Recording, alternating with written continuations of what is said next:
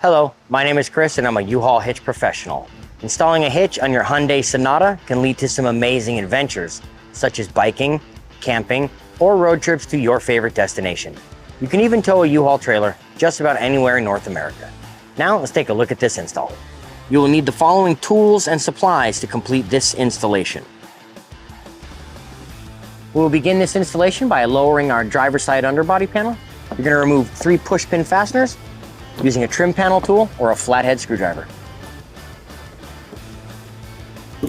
You can now remove 2 fasteners with a 10mm socket. One here on the trunk pan, the second one forward of the underbody panel, up on the frame. You can now lower the underbody panel by pulling it away from the trunk post. We have exposed our hitch mounting locations. We can go ahead and remove this rubber tape with a flathead screwdriver or another sharp object. You must also expose our fish wiring location here. We can now lower our exhaust. Let's first support it with a strap. We are going to start by lowering one rubber isolator, the one to the rear of the vehicle. The directions do call out lowering both, but we have found you only need to lower this one at the rear. You can now remove the exhaust bracket that is at the rear of the vehicle using a 12mm socket. As you loosen your last flange nut, be sure to support the exhaust and lower it into your strap. We can now remove the heat shield by removing 3 10mm fasteners. You can now remove the heat shield. It will not be reinstalled. We can go ahead and remove this rubber tape with a flathead screwdriver. We are now ready to fish the hardware into the frame. There is a 1/2-inch carriage bolt, a carriage block, and a fish wire for each access location.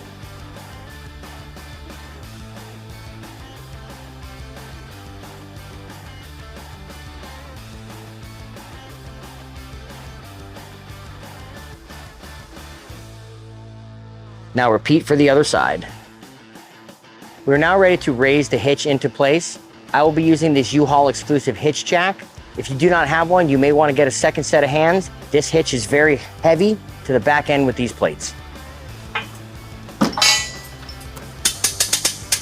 Pass your fish wires through the mounting locations on the hitch and raise it into place. Now remove the fish wire and apply the 1/2-inch flange nut.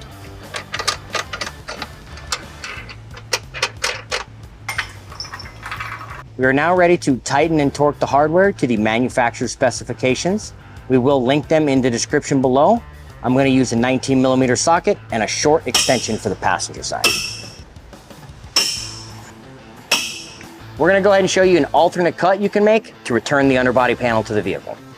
We want to try to cut a straight line, leaving both our mounting points intact.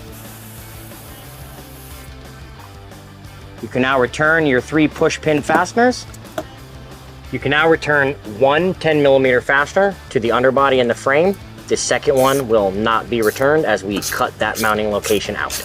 You can now raise your exhaust back into position.